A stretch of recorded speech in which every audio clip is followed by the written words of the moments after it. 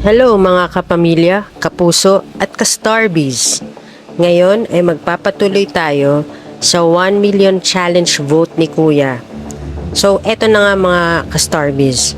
Ngayon kailangan nilang gawin ay ilagay yung mga blocks isa-isa ng magkakapatong at dapat hindi ito mahuhulog. Pagkatapos ay kailangan nila ulit bumalik ng dahan-dahan nang hindi nasasagi yung rope na nakatali dun sa bakal. Dahil kung hindi, yan ang mangyayari. Pag bumagsak lahat, kailangan nila umulit from the start. Alternate sila dyan mga players. So kailangan talaga maging maingat sila. Dahil kung hindi, ayan, paulit-ulit lang babagsak yung mga blocks.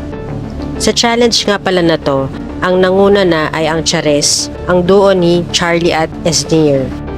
Kaya second place na ang pinaglalabanan nila dito na mukhang makukuha ng team ating abangan. Breka! Congratulations sa second place ng Team Breka. Habang si Will naman ay todo ang concentration at focus niya para mailagay ng maayos ang pang-10 block. At si Ralph naman ay todo ang dasal para maitawid ni Will ng maayos ang huling block. At yun na nga, congratulations Rawi for winning the third place.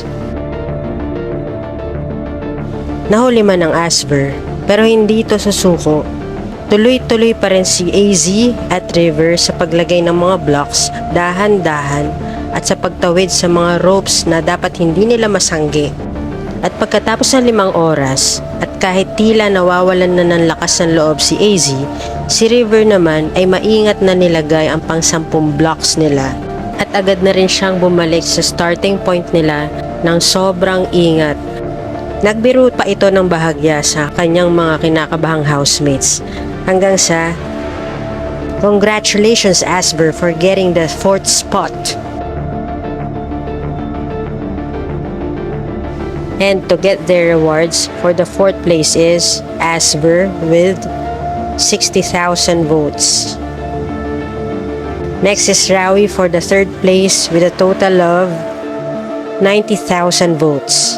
And the 2nd place is Breka with 150,000 votes. And now the 1st place, Chares with 300,000 votes. Congratulations Chares and other housemates.